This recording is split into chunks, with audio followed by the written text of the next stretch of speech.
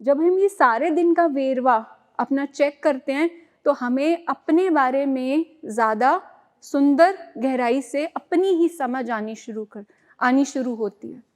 सो inventory मतलब कि जो ऑलरेडी आपके अंदर मौजूद है उसे ढूंढ के उसके सामने लाना, ताकि हमें हमारे 3 चीज़ें, हमारे बिहेवियर, हमारे इमोशंस और हमारे थॉट्स, हमारी सोच का हमें बिल्कुल स्पष्ट रूप से एक आईने की तरह दिख जाए कि क्या हमारे अंदर चल रहा है और ये आपस में कैसे जुड़ा है, जिसके कारण मेरा सारा का सारा दिन किस तरह से मैंने अपना बिताया। इन्वेंट मीन्स मेरे अंदर क्या बीता, जो मेरे अंदर बीत रहा है उसको देखना, और पंजाबी जैसे कहेंगे अपने अंदर झाती मारना। असी अपने अंदर झाती मारनी है and we keep one time a day, और स्पेसिफिकली अगर हम वो शाम का टाइम रखें, मे बी अराउंड 7:30 8, सोने से पहले, ताकि हम डिस्टर्ब भी ना हो जाएं कि जो हमें थॉट्स आ रहे हैं।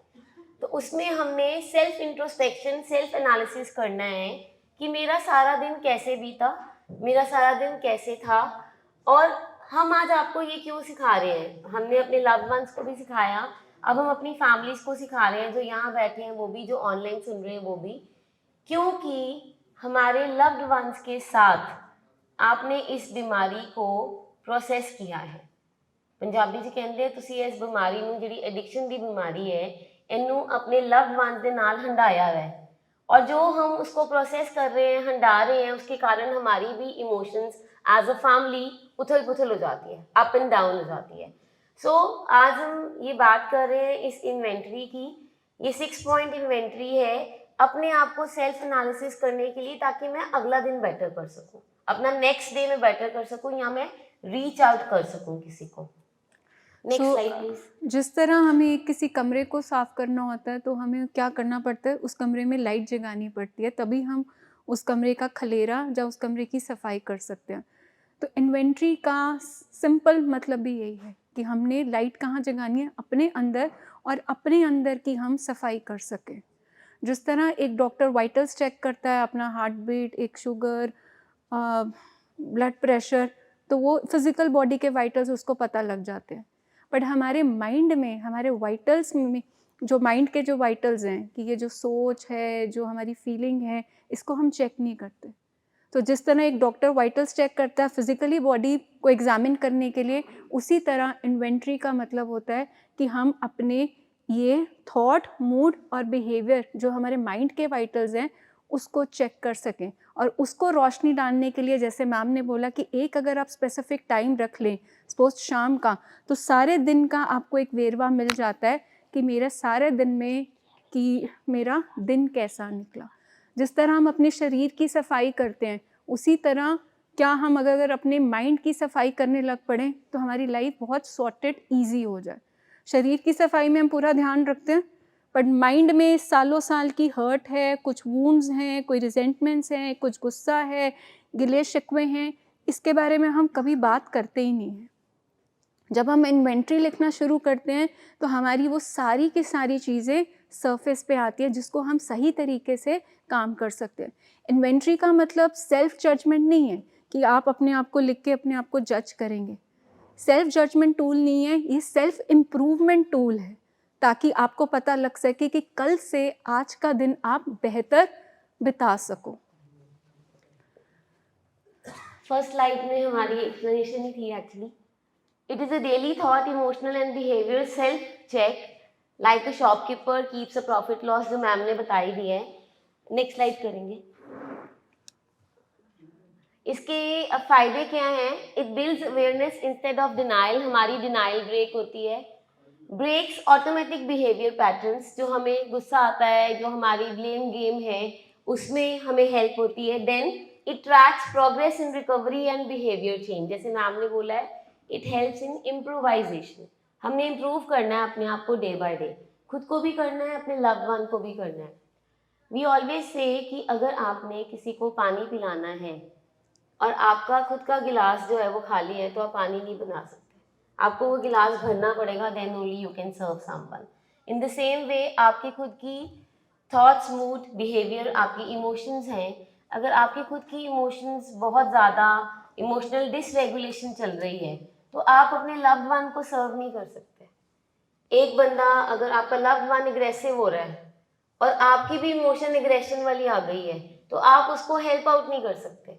आपको पहले अपनी इमोशंस को मैनेज करना है, पॉज लेना है, और ये इन्वेंट्री हमें हेल्प करती है कि डे बाय डे हम कहाँ पे स्टैंड कर रहे हैं।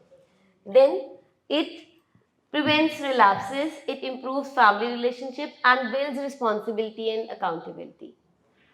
हम जब ये सेल्फ इन्वेंट्री की बात करते हैं और ये बात करते हैं, इतनी इम्पॉर्टेंट क्यों है ये? इतनी इम्पॉर्टेंट इसलिए है कि कई बार हमें रीच आउट करने में टाइम लग जाता है, या हम वो एप्रोप्रिएट टाइम ही नहीं होता। हमारे कुछ जो क्लाइंट्स हैं, हमारे कुछ फैमिलीज हैं, वो ओवरसीज भी बैठे हुए हैं और टाइम जोन का डिफरेंट है, तो वो झिझक जाते हैं कि मैं क्या ही बात करूं, मैं कैसे इस टाइम पे कॉल करूं, रात को 9 बजे, 2 बजे, 10 बजे मुझे कोई थॉट आ रहा है, अब मैं क्या करूं। तो जब आप इन्वेंट्री लिखनी शुरू करते हैं और उसको एक रूटीन का एक हैबिट बना लेते हैं, तो आप अपने सेल्फ थेरेपिस्ट बन सकते हैं। आपको अपने खुद के सवालों के जवाब मिलने शुरू हो जाते हैं जब आप इसको प्रैक्टिस करते हैं। वो जो हम पॉइंटर्स में आपको बताएंगे, आपको खुद पता लग जाएगा where am I standing today, आज का दिन मेरा कैसा था और आगे मैंने क्या करना है कि मैं अपने आप को और इम्प्रूव कर सकूं और बेटर कर सकूं।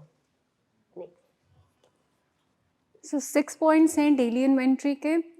तो जहाँ पे जितनी भी मदर्स होंगे, वाइफ्स होंगे, वो घर में अपने दालों का स्टॉक चेक करते होंगे। नया महीना चढ़ता है, कौन सी दाल ख़त्म हो गई है, साबुन कौन सा ख़त्म हो गया है, शैम्पू लाने वाला है, तो आप एक पूरी फिर चेक करके लिस्ट बनाते हो कि अब राशन की दुकान पे जाऊंगी तो ये सामान लाना है। ये ना हो कि एक दाल जो है वो डबल हो जाए।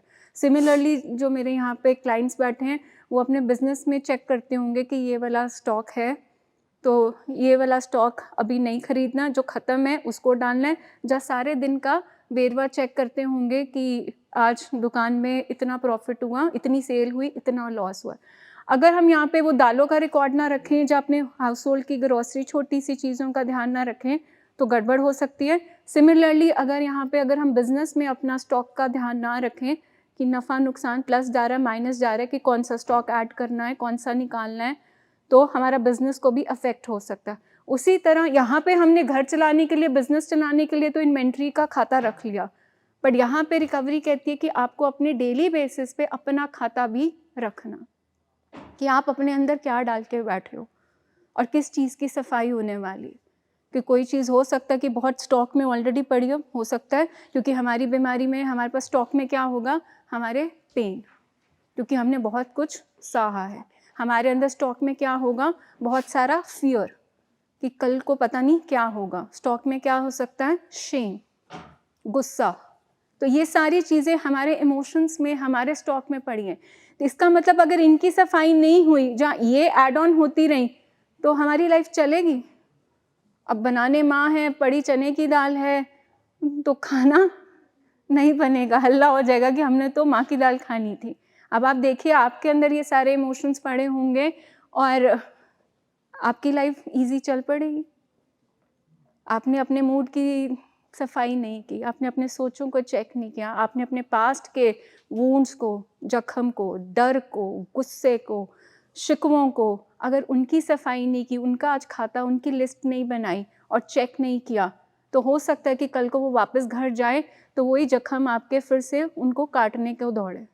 एंड सिमिलरली अगर हमने अपना यहाँ पे स्टॉक चेक नहीं किया, तो चांसेस है कि हमारी बीमारी जो वैसे ही बहुत पावरफुल कनिंग बेफलिंग है, वो हमें रिलैप्स में वापस पीछे खींचेगी। इसलिए हम सबके लिए बहुत इम्पॉर्टेंट है, जैसे हमने बोला शरीर की सफाई, मन की सफाई के लिए इन्वेंट्री। सो इसके 6 कंपोनेंट्स हैं आगे इस टूल के। जो नंबर 1 कंपोनेंट है दैट इज कॉल्ड विल। यहाँ पे जो विल शब्द है, वो विल शब्द विलिंगनेस से आया है, ना कि विल पावर से आया। क्योंकि हम अक्सर कौन सा नारा यहाँ पे लेके इस बीमारी में बैठे होते हैं कि मैं अपनी विल पावर से अपनी एडिक्शन को ठीक कर लूँगा, पर इन्वेंट्री विल पावर को नीचे करके क्या कहती है कि आपके अंदर चाहत है, आपके अंदर वो शौक है, आपके अंदर वो जज्बा है अपनी लाइफ को बेहतर करने का। दैट इज़ कॉल्ड विल, कि मैं अपनी लाइफ को ठीक करना, आई am not settle for that. मैंने बहुत मिज़री देख ली है, मैंने बहुत पेन देखी है, मुझे इस पेन से, इस मिज़री से आज़ादी चाहिए। क्या आपके अंदर उस चीज़ का जज़्बा आ रहा है? इसको हम कहेंगे willingness. What I wanted today, willingness versus will power. So यहाँ पे जो हमने विल जो शब्द लिया है, विलिंगनेस से लिया है, इच्छा से लिया है, ना कि विल पावर से, because will power alone does not cure या treat addiction. Will power fails in addiction. तो हमें क्या चाहिए कि अगर हमारे अंदर वो इच्छा, शौक वो अगर आ रहा है तो हमें कोई नहीं रोक सकता, बिकॉज वो प्रोवर्ब है ना, where there is a will there is a way. तो हम यहाँ पे हमेशा अपने प्रोग्राम के साथ कहते हैं कि अगर आपके अंदर विल है तो स्किल भी आ जाएगी आपको अपनी लाइफ को ठीक करने के लिए। सो यहाँ पे विलिंगनेस कि हाँ, मुझे अपनी लाइफ को, मैं अपने दिन से क्या चाह रही हूँ, व्हाट आई वांटेड टुडे, आज मेरी चाहत किस तरफ है, रिकवरी या मेरी बीमारी को मैं बढ़ा रहा हूँ। क्या मेरे अंदर लेजीनेस, कंफर्ट जोन या एस्केप को चूज किया है। सो दैट मीन्स कि ये एक आईना पकड़ के अपने आप को आप देख रहे हो कि आज मैंने अपने दिन की शुरुआत की है, तो आज सारे दिन में मेरी जो चाहत थी क्या थी कि मैं कुछ सीखूं, मैं किसी के चेहरे पे स्माइल ला सकूं, मैं कुछ कंट्रीब्यूट कर सकूं, मैं कोई स्ट्रॉन्ग एक्शन कर सकूं, मैं अपनी लाइफ को बेटर कर सकूं, मैं अपनी क्रेविंग्स को डील कर सकूं। ये विल है, मैं अपने इमोशंस को बेटर हैंडल कर सकूं। विल इस चीज़ की कि इस बीमारी में विल पावर तो काम नहीं आनी। विल पावर क्योंकि बिल्कुल बैटरी की तरह है, सुबह चार्ज होती है, दोपहर में आते आते, शाम को आते आते बिल्कुल ख़त्म। तो जो विल पावर का मैं हमेशा एक सपोर्ट लेके चल रहा था वो सफिशेंट नहीं है, विल पावर से ज़्यादा स्किल चाहिए। तो यहाँ पे मेरे अंदर क्या है, चाहत, जज्बा कि मेरे को अब मेरी लाइफ ठीक करनी है। तो सारे दिन में आप ऐसे भी रैंक कर सकते हो।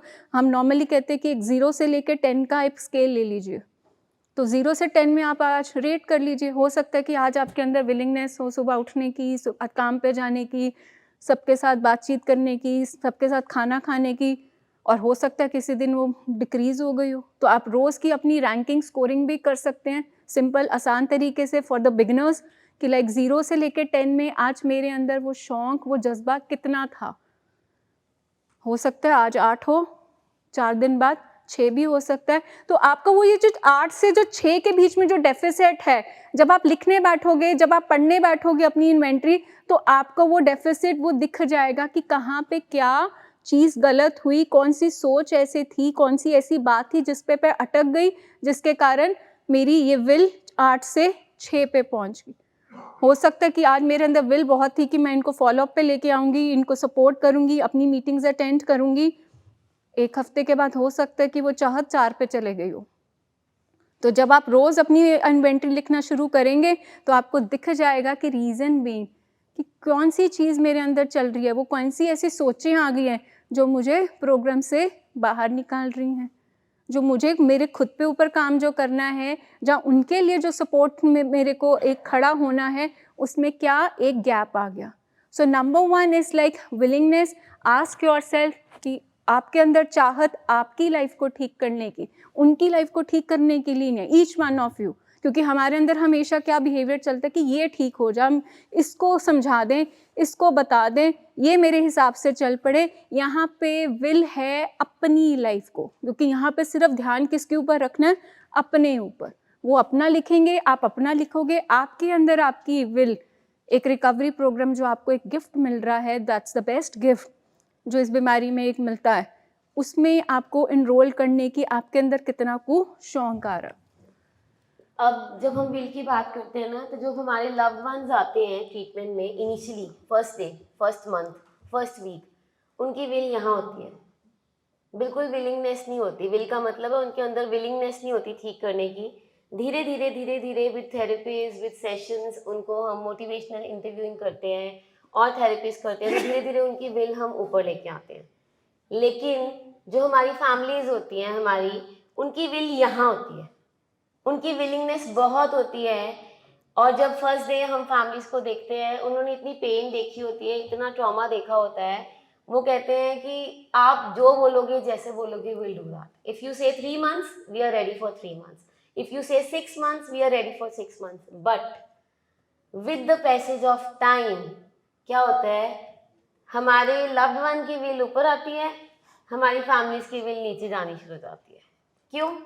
क्योंकि ये disease cunning, baffling and powerful है। ये डिजीज़ जो है बहुत ही कन्विंसिंग डिजीज़ है, हमारे लव्ड वंस को बहुत ज़्यादा कन्विंसिंग पावर होती है। तो 3 मंथ्स तो हो जाते हैं पूरे जैसे तैसे करके, 90 डेज़ 100 डेज़ का प्रोग्राम हम कर लेते हैं।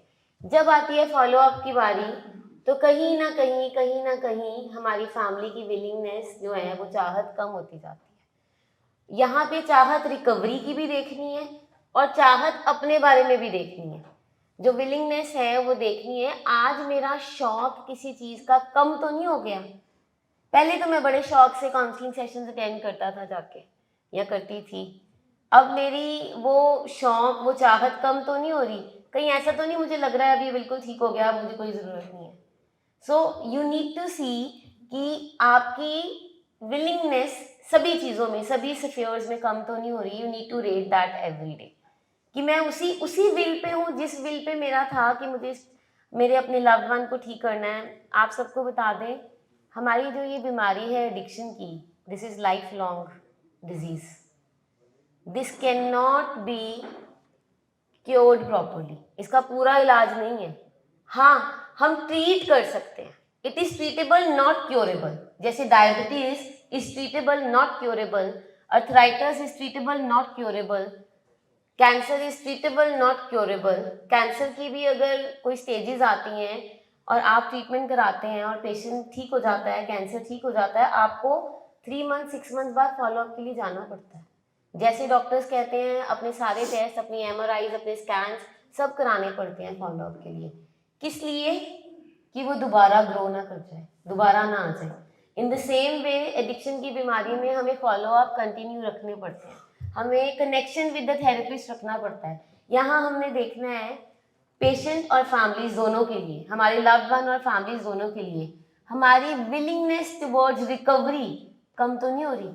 हमारा जो कनेक्शन विद द थेरेपिस्ट है और डॉक्टर है और टीम है वो टूट तो नहीं रहा कहीं। So this you need to ask yourself. In the same way about your mood and emotions, मेरी विलिंगनेस कम तो नहीं हो रही किसी चीज़ में। Coming to the next point is skill. Skill है तरीका, जिन्हें पंजाबी में कहते हैं वल।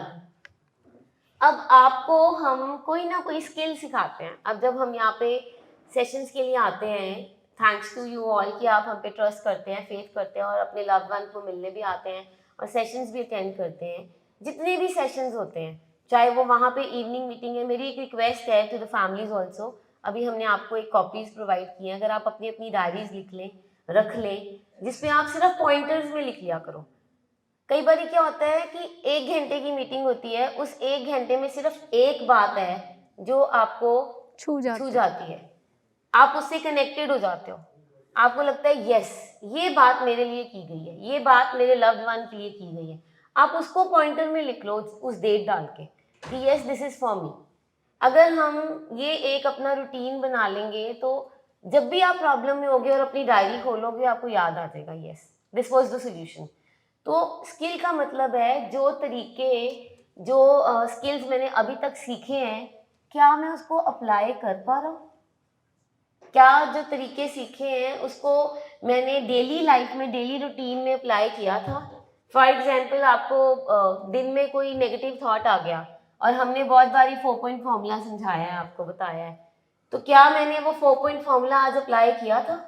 आज जो मुझे स्ट्रेस आया था, आज जो मुझे एंग्जाइटी आई थी, क्या मेरे को डीप ब्रीदिंग सिखाई गई है, मुझे ग्राउंडिंग सिखाई गई है, मैंने वो सारी टेक्निक्स जो सीखी थी आज मैंने अप्लाई की?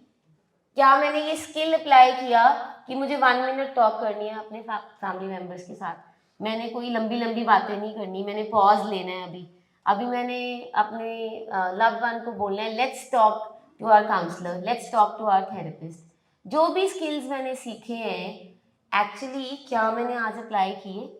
आज के दिन में क्या ऐसा हुआ जिसने मेरा चैन चुराया, मुझे तंग किया, मुझे परेशान किया? उस चीज़ को मैंने कितनी ब्यूटीफुली हैंडल किया? कौन सा स्किल मैंने उस टाइम पे अप्लाई किया? Skill includes emotional regulation, impulse control, communication, grounding, asking for help.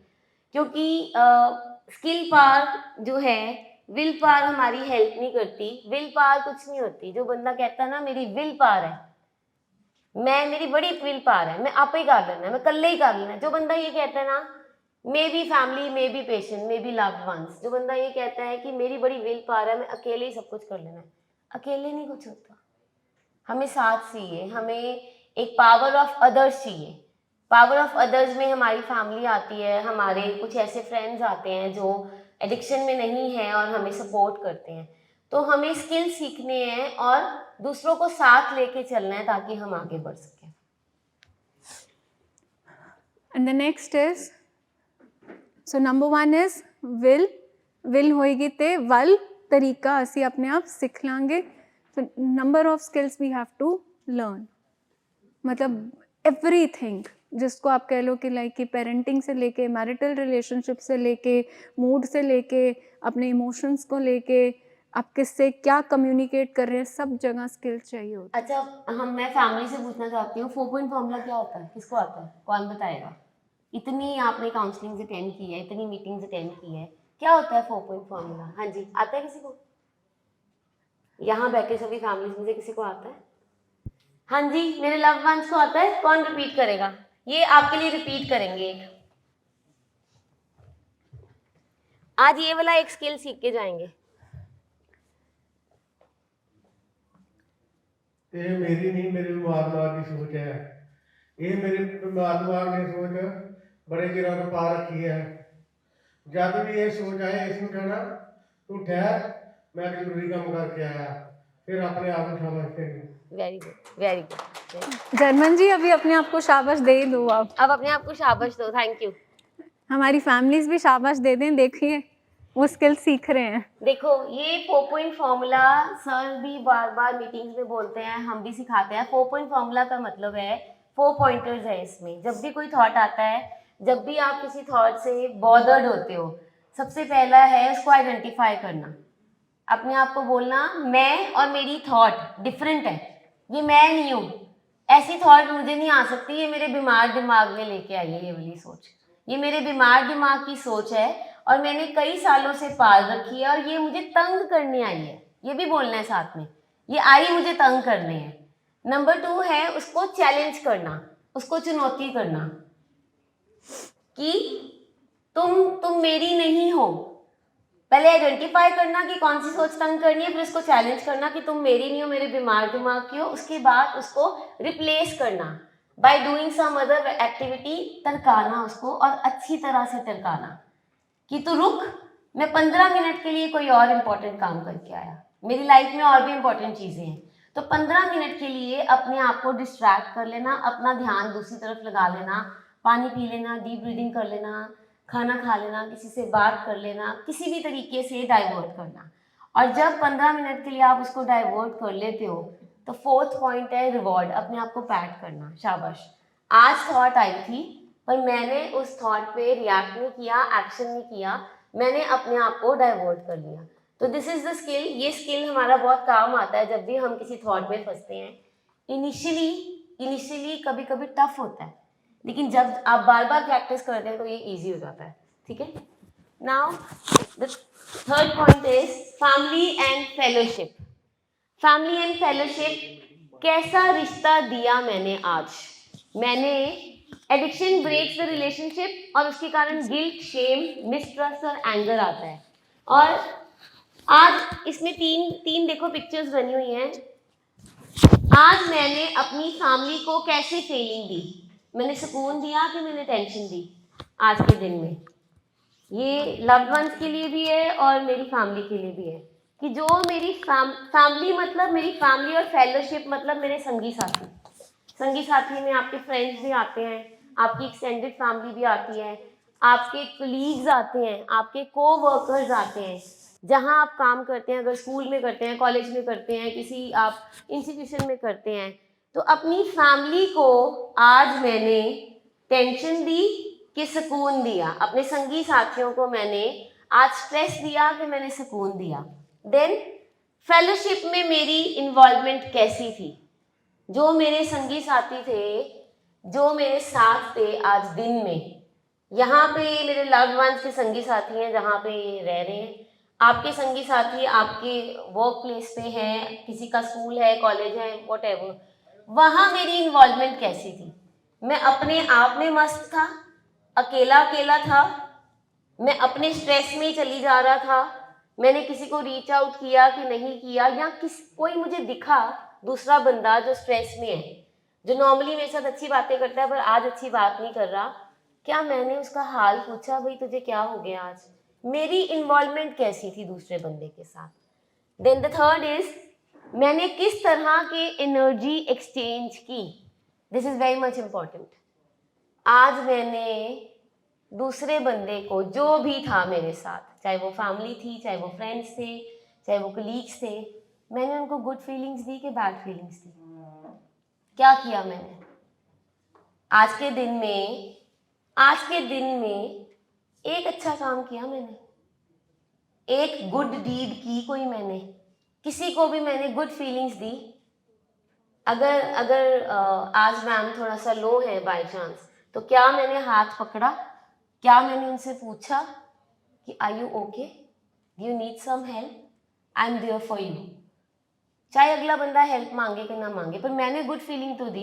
क्या मैंने एक साइड हग की? हमारे रिलेशनशिप्स में बहुत दूरियां हैं, हमारे लव्ड वंस जिनको हम बोलते हैं, हमारे पेशेंट्स और हमारी फैमिली के रिलेशनशिप्स में बहुत दूरियां हैं। आई डोंट थिंक कि हम आपस में एक हग भी करते हैं, या हाथ भी मिलाते हैं, या पैरी हाथ भी लगाते हैं। I don't think so.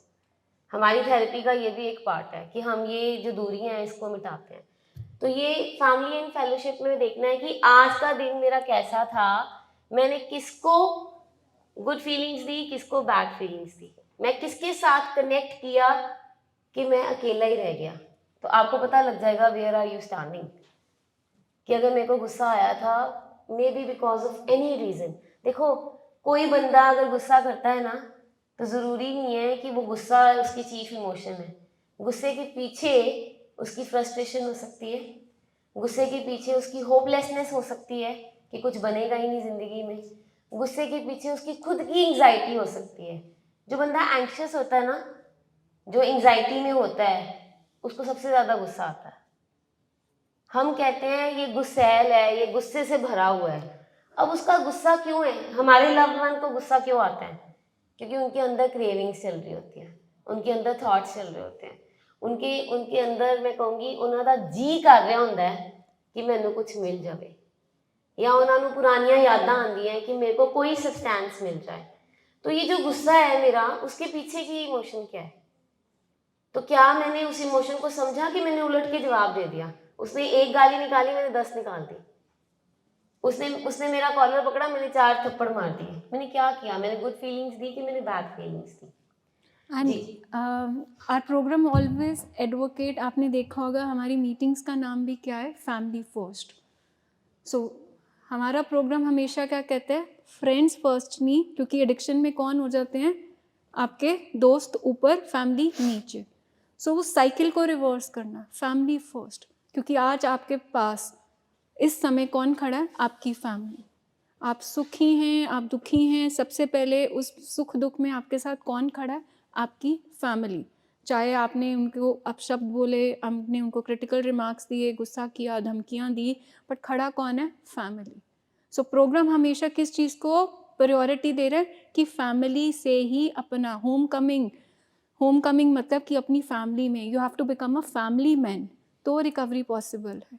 And second, यहाँ पे फ्रेंड्स, फैमिली एंड फ्रेंड्स नहीं लिखा, यहाँ पे दूसरा शब्द यूज़ किया गया, फेलोशिप, कि अपने फ्रेंड्स, क्योंकि वो फ्रेंड्स ही कारण बने हैं मेरे रीलैप्स के, वो फ्रेंड्स ही बने हैं जिन्होंने मुझे और मेरी बीमारी को कहीं ना कहीं एग्रावेट किया है। जिनको सो कॉल्ड, जो मैं कह रहा हूँ, वो दोस्त सिर्फ किसके थे, सामान के, घर के, जगह के, या पैसे के। फेलोशिप मीन्स कि आपका यहाँ पे उन लोगों के साथ कनेक्शन होगा जो रिकवरी में आपसे आगे हैं। तो मेरा फेलोशिप क्या होगा, मेरे को यहाँ पे, हम फेलोशिप का, हम आपकी फेलोशिप का हिस्सा हैं। डॉक्टर भाटिया आपकी फेलोशिप का हिस्सा है, पूरा का पूरा स्टाफ फेलोशिप का हिस्सा है। वो लोग जो रिकवरी में आपसे आगे हैं, 4 साल, 2 साल, जो अपने लाइफ को बिल्कुल बेटर कर रहे हैं विदाउट सब्सटेंस, एक सोब्राइटी के सफ़र में, वो आपकी फेलोशिप है। तो 2 लोगों के साथ आपका सारे दिन में कैसा कनेक्शन रहा वो इम्पॉर्टेंट है. Was you rude to your family और सपोर्टिव टू योर फैमिली? आपने मील्स लिए फैमिली के साथ कि आप कटे कटे रहे? आप फैमिली के साथ आपके अभी भी गिले शिकवे हैं कि आपने वो सारे पन्ने फाड़ के आप आगे मूव ऑन किए? वो फैमिली है. फेलोशिप, क्या आज भी आपका रुझान आपके दोस्तों की तरफ है? तो गड़बड़ के चांसेस होंगे ही होंगे. क्या आपका आज संग उनके साथ है जो आपके से रिकवरी में आगे हैं? वो आपके मेंटोर बन सकते हैं, वो आपको गाइड कर सकते हैं. तो अगर आप स्लिपरी फ्रेंड्स के साथ आज भी रहे, क्योंकि ये बीमारी बिल्कुल क्रैब की तरह है. आपने देखा एक क्रैब, एक केंकड़ा दूसरे केंकड़े को पीछे की तरफ खींचता है. तो हमारे जिसको हम सो कॉल्ड फ्रेंड्स कहते हैं वो बिल्कुल they are like crabs. I am not saying that कि सारे फ्रेंड्स होते हैं, पर मोस्ट ऑफ अस जो एडिक्शन में जिनको हम दोस्त कह रहे होते हैं, they are like that only, जो हमें पीछे की तरफ पुल कर रहे होते हैं. क्योंकि अच्छा दोस्त जो होगा वो यहाँ पे साथ बैठ के आपकी फैमिली का एक सदस्य बनेगा कि आई एम देयर, तू ठीक हो. और हमारे दोस्त क्या आते हैं, वो कहते हैं कोई बात नहीं, घर वालों ने बोला ना, तू पैसे मुझसे ले ले, जिनको हम सो कॉल कह रहे होते हैं. तो यहाँ पे ये डिफ्रेंशिएट करना है कि इन्वेंट्री में आपके दोस्त की जगह रिप्लेस हो रही है फेलोशिप. हम आपके दोस्त बन सकते हैं. Doctor Bhatia can be a good friend. आप उनसे कभी भी पूछिए, वो कॉफ़ी के लिए आपके साथ तैयार है. वो बोलेंगे आ जाओ, मैं कॉफ़ी अरेंज करता हूँ मेरे केबिन में, मेरे रूम में आ जाओ, I can discuss your personal issues. आप वहाँ पे इंक्लाइन करिए ना. So there is a shift. आपको ये पैराडाइम अपना शिफ्ट करना है कि लाइक जो दोस्त आपकी जगह में इंपॉर्टेंट है, वहाँ पे कौन आएगा? आपकी फैमिली. एंड जो दोस्तों की जगह हम किसको रिप्लेस करेंगे? अपनी एक फेलोशिप स्ट्रॉन्ग बनाएंगे, जिनके साथ दोस्त भी वही होते हैं ना, जो हमको जज ना करे, सुख दुख में हमारे साथ खड़े हों. तो फेलोशिप भी तो वही करिए. दे डोंट जज you, they rather guide you, support you, give you the best of the suggestions कि यार ये कर ले. ठीक है, नहीं भी सुनता, नहीं भी कोई प्रॉब्लम का हल है, सुन तो पा रहे हैं ना वो आपसे. समटाइम्स क्या एक लिसनिंग एड बहुत इंपॉर्टेंट होती है कि मेरी बात किसी ने सुन के वैलिडेट तो की. So the programme says that family first and fellowship को प्रायोरिटाइज करना. जब हम रिसर्च करते हैं या पीएचडी करते हैं ना, वहाँ पे हम फेलोशिप करते हैं. फेलोशिप का मतलब है वो लोग जो आपकी किसी टास्क को कंप्लीट करने में हेल्प करते हैं, सपोर्ट करते हैं. ये मैं अपने लव वंस के लिए स्पेशली बोल दूँ, फेलोशिप का मतलब फ्रेंडशिप नहीं है. हमारा टास्क जो है, हमारा यहाँ का टास्क है रिकवरी. तो यहाँ पे जब हम आपस में बैठते हैं, संगी साथी बनाते हैं, तो वो हमने एज अ फ्रेंडशिप साथ में लेके जानी. जो मैम ने बोला उस पॉइंट को दोबारा देखेंगे कि जो ऑलरेडी हमसे आगे हैं रिकवरी में, जो रिकवरी कर चुके हैं, हम उनको फेलोशिप में रखें, ना कि जो अभी अभी आया है जिसकी विलिंगनेस इतनी डाउन है और उसको हम अपनी फेलोशिप में रख रहे हैं. फेलोशिप का मतलब है साथ मिलकर रिकवरी करना. हम कहते हैं कि अगर यहाँ पे फ्रेंडशिप हो जाती है ना, तो रिलैप्स भी साथ मिलके होता है. कि अगर मेरे फ्रेंड का रिलैप्स हुआ तो मेरा भी रिलैप्स हो गया. तो हमने फ्रेंडशिप नहीं करनी है बिल्कुल भी, हमने फेलोशिप करनी है. मीन टू से a person who is already ahead from me in recovery. मैंने उससे गाइडलाइंस लेनी है, हेल्प लेनी है. जब हम पीएचडी करते हैं, हमारा एक गाइड होता है जो हमें फेलोशिप कराता है. ऐसे ही आपने रिकवरी में एक गाइड करना है कि मेरे को किसके साथ मैं फेलोशिप करूं कि मेरे को हेल्प हो जाए. Right. So the next point is, अब हम गाइड की बात कर रहे हैं तो नेक्स्ट पॉइंट आ गया हमारा मेंटोर. मेंटोर है हमारा गुरु. गुरु किसको माना है हमने? अब आपने मेंटोर किस बंदे को माना है, किसको चुना है? एक मेंटोर होता है, एक गुरु होता है जो आपको सही रास्ते पे दिखाता है. इट इज़ योर चॉइस, आपकी चॉइस है और मेरे लव वंस की चॉइस है. आपने अपना मेंटोर किसको बनाया है? मेंटोर कभी भी आपका नुकसान नहीं करेगा. मेंटोर शायद आपको डांट भी देगा, मेंटोर आपको रोकेगा भी कि ये पॉइंट ठीक नहीं है तुम्हारा, इसको ठीक करो. तो हम क्या वाकई अपने मेंटोर की सारी बातें मान रहे हैं? हमने कह तो दिया कि हमने डॉक्टर साहब को मेंटोर बना दिया, हमने निधि मैम को मेंटोर बना दिया, हमने श्वेता मैम को मेंटोर बना दिया, बबली मैम को, और जितने भी यहाँ पे काउंसलर्स हैं सबको मेंटोर बना दिया. पर क्या हमने उनकी बात सुनी? क्या जो वो हमें बता रहे हैं या गाइड कर रहे हैं, क्या हम एक्चुअली उसके अकॉर्डिंगली चल रहे हैं कि फिर अपनी मन मर्जियाँ कर रहे हैं? यहाँ पे बात मन मर्जी की है. हमारी एडिक्शन की बीमारी जो है वो है ही मन मर्जी की. तो अगर अभी भी मन मर्जियाँ चल रही हैं, इसका मतलब है हमने सही मेंटोर नहीं चुना, हमने अपने आप को सरेंडर नहीं किया, हम कहते हैं कि हमने बाबा जी को अपना मेंटोर बना लिया, गुरु को हमने अपना मेंटोर बना लिया। क्या हम वहाँ जाके ये बोलते हैं कि बाबा जी मेरी ए गल पूरी करोगे तो मैं 10,000 चढ़ावांगा, 20,000 चढ़ावांगा? मेंटोर के साथ कभी शर्तें नहीं होती, कभी भी शर्त नहीं रखते। इन द सेम वे आपने इस इन्वेंट्री में शाम को जब देखना है तो आपने देखना है कि आज मैंने अपने मेंटोर की बात सुनी थी, या आज मेरे को मुसीबत आई थी, या मुझे कोई प्रॉब्लम आई थी, या कोई मेरा ऐसा थॉट या मेरा मूड ऐसा हो गया था, क्या मैंने अपने मेंटोर से गाइडलाइंस ली थी कि मैं भूल गया, कि मैं कॉल करना ही भूल गया, कि मुझे याद ही नहीं आया उस टाइम पे अपना मेंटोर? तो जब भी आपको कोई प्रॉब्लम होती है आपने देखना है कि आपने रीच आउट किसको किया। देखो ये एडिक्शन की बीमारी ना शेम, टॉक्सिक शेम लेके आती है बहुत ज़्यादा, और वो जो टॉक्सिक शेम होती है हमें सही टाइम पे रीच आउट नहीं करने देती। रीच आउट करना बहुत ज़रूरी है, शेयर करना बहुत ज़रूरी है। अगर आप शेयर नहीं करोगे और अपने अंदर ही वो चीज़ें रहेंगी तो एक दिन वो गुबार फटेगा और हमारी प्रॉब्लम जो है वो प्रॉब्लम, स्ट्रेस या प्रॉब्लम को छोड़ के किसी डिसऑर्डर में ट्रांसफॉर्म हो जाएगा। May be depression, may be anxiety disorder, कुछ भी हो सकता है। एक प्रेशर कुकर होता है, उसको अगर हम ऊपर तक सब्जी से भर दें या किसी चीज़ से भर दें तो वो अल्टीमेटली फट जाता है। इन द सेम वे जब हमारी इमोशंस एक हद से पार हो जाती हैं, ऊपर तक भर जाती हैं और हम किसी के साथ भी शेयर नहीं करते तो वो अल्टीमेटली फटती हैं और गलत रूप ले लेती हैं और हमारी प्रॉब्लम्स और ज़्यादा एग्रेवेट हो जाती हैं। So you need to understand कि मैंने आज मेंटोर से बात की नहीं की। मैं देखती हूँ यहाँ पे निखिल सर को, रिधम मैम को, सिमरन मैम को, निधि मैम और बबली मैम को डेज रखे हुए हैं या टाइम रखा हुआ है कि 6 बजे पूरे कुछ पेशेंट्स की कॉल्स आ जाती है, रोज़ यहीं पे भी आ जाती है। तो इसका मतलब है वो एक कनेक्शन है। मैं अपने मेंटोर को बता रहा हूँ कि मैं सारा दिन कैसे रहा। We don't stop you from calling, हम तो नहीं मना करते, हम तो कहते हैं कॉल करो। अब जब आपकी तरफ से एक कॉल आती है तो वी फील रियली गुड कि हाँ ये आज का दिन मेरे लव्ड वन का अच्छा बीता।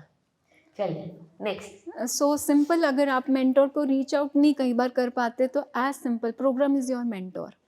तो आप उस सिचुएशन में, आप क्राइसिस में हैं तो आपको नहीं समझ आ रहा कि कैसे डील करना है, तो आप अपने मेंटोर, दैट मीन्स आप अपने प्रोग्राम को ध्यान में रखिए और सोचिए कि आपको प्रोग्राम क्या गाइड करता।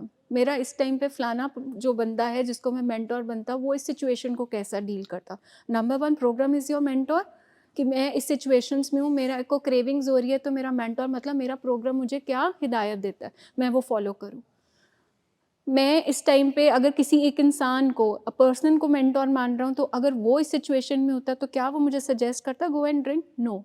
मेंटोर ऑलवेज आपको सही गाइड करता है। मतलब मेंटोर जो गुर देने वाला है, गुरु जिसको हम कहते हैं, जो गुर देने वाला है, तो आप उस तरह से अपने प्रोग्राम को अपना मेंटोर बना लीजिए। आपको हर सिचुएशन में आपको जवाब मिल जाएगा, आपको गाइडलाइंस मिल जाएंगी कि मैंने बात करने जाना है, मेरा मेंटोर क्या कहता है, मेरा प्रोग्राम मुझे क्या गाइड करता है।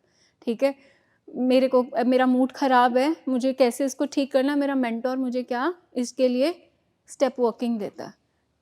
मैंने किसी से अपनी कोई रिजेंटमेंट की इन्वेंट्री ख़त्म करनी है, जहाँ उसको माफ़ी तलाफ़ी वाले हिस्से में लेके जाना है, मेरा प्रोग्राम उस चीज़ के लिए मुझे कैसे कहता है कि मैं अमेंड्स करूँ। For each and every solution आपको आपके प्रोग्राम से जवाब मिल जाएगा। दिस इज़ प्रॉमिस कि लाइक आप किसी भी सिचुएशन में अगर आप अड़े हुए हैं, आपको क्राइसिस है, आपको कोई चैलेंज आ रहा है, close your eyes and think about your programme, you will get the suggestion, you will get the solution कि ये प्रोग्राम मेरा इस टाइम पे ये कहता है। जहाँ वो कहता है फ़ोन कर ले अपने थेरेपिस्ट को, जहाँ वो मुझे ये प्रोग्राम में मुझे ये स्किल सिखाए गए थे तो मैं उसको एग्जीक्यूट कर लूँ, मैं उसको अप्लाई कर लूँ। So coming to the next, that is number 5, we call its profit and loss. This is ये दिन का प्रॉफिट और मतलब नफ़ा और नुकसान।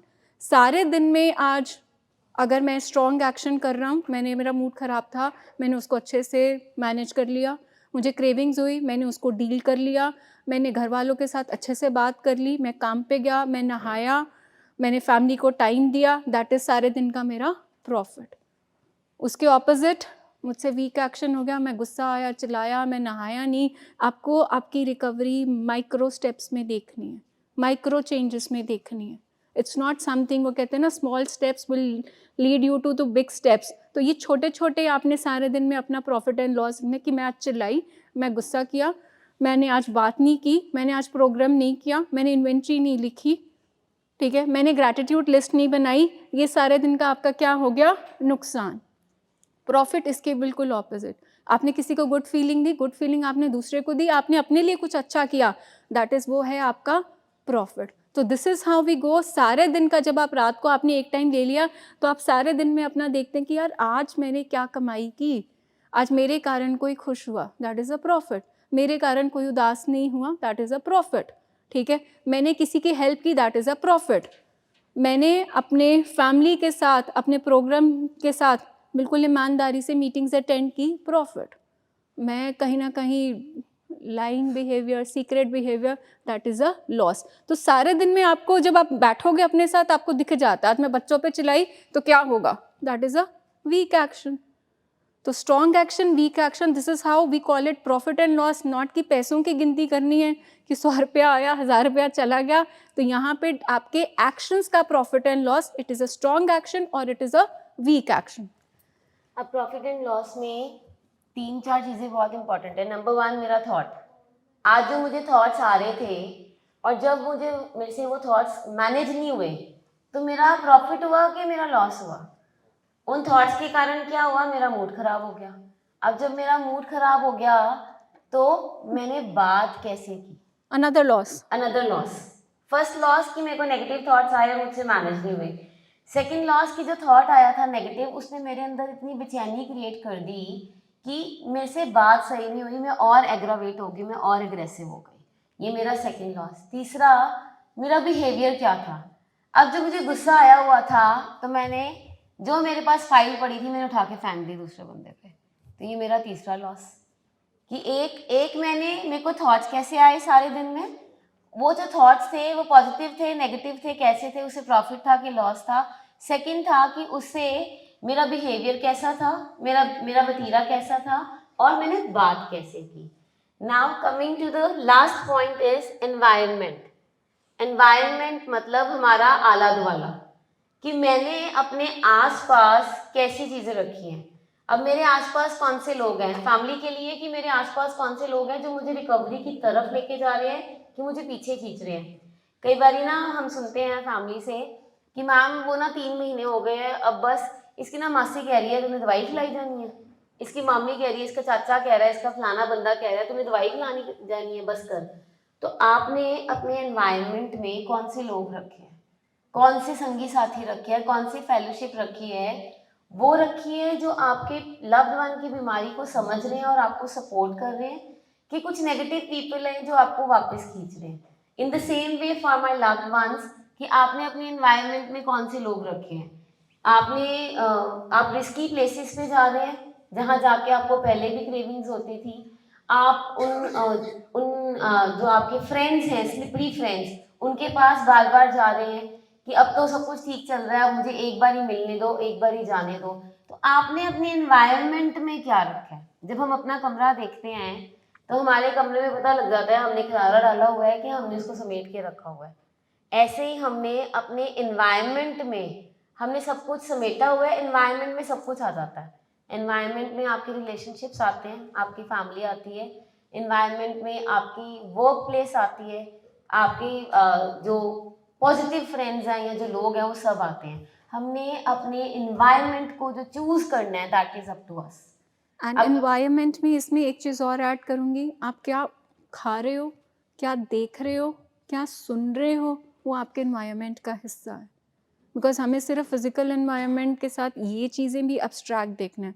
क्योंकि अगर मैं सिर्फ गाने वही सुनते जा रही हूँ जिसमें सिर्फ नशा, जहाँ एडिक्टिव बिहेवियर्स की बात है, तो वो मेरे एनवायरनमेंट का मुझे इन्फ्लुएंस करेगा और वो मेरे पे वो संगत का रंगत डाल के जाएगा। हम रिकवरी में कहते हैं कि आप किन लोगों के साथ उठ रहे हो, बैठ रहे हो, क्या देख रहे हो, क्या सुन रहे हो, वो भी आपके एनवायरनमेंट का हिस्सा है। आपको बहुत ऑटो पायलट मोड पे ज़िंदगी नहीं जीनी, आपको कॉन्शियसली अपनी ज़िंदगी जीनी है कि मैं किन के साथ उठ बैठ रही हूँ, क्या खा रही हूँ, क्या सुन रही हूँ, किस टाइम पे सो रही हूँ, मेरा रूटीन क्या है, ठीक है, मेरे रूटीन में कौन सी चीज़ें हैं वो उस तरह से है। बिकॉज़ हमें लगता है कि नहीं, सिर्फ़ कहाँ होगा कि आस-पास दोस्तों को लेके हम थोड़ा-सा कहते हैं कि नहीं जाना, नहीं। आप क्या देख रहे हो? आप अगर आप कोई रिकवरी की कोई लिटरेचर नहीं पढ़ रहे हो, ना देख रहे हो, ना सुन रहे हो, तो ऑब्वियसली आपका जो माइंड वाला जो हिस्सा है, वो कभी भी रिकवरी की तरफ नहीं जाएगा, वो ट्रीट ही नहीं हो पाएगा। बिकॉज़ फिज़िकली तो हम बॉडी को ट्रीट कर लेते हैं विद मेडिकेशन, बट हम जब कहते हैं एंटीडोट टू द माइंड, उसकी मेडिसिन क्या है कि वो आपका आला-द्वाला में आपकी मीटिंग्स, आपका लिटरेचर, आपका वो फेलोशिप, आपका वो संग, जो आपको रिकवरी की ओर आगे लेकर जाएगा। अब एनवायरनमेंट में हम अपने लव वंस को कहते हैं कि जहाँ पे नशे की बात भी हो रही है, अब क्या आपने ये स्किल सीखा है कि मैं उठ के बाहर चले जाऊँ? इन द सेम वे आपके एनवायरनमेंट में रिकवरी से एंटी कोई बात हो रही है, क्या आपने ये स्किल सीखा है कि मैं उठ के चले जाऊँ? मैंने अपने एनवायरनमेंट में क्या रखा है, दैट इज़ इम्पॉर्टेंट। तो ये जो 6 पॉइंट इन्वेंट्री है, it hardly takes 5 to 10 minutes अगर हम उसको रोज़ की अपनी रूटीन में बना लें।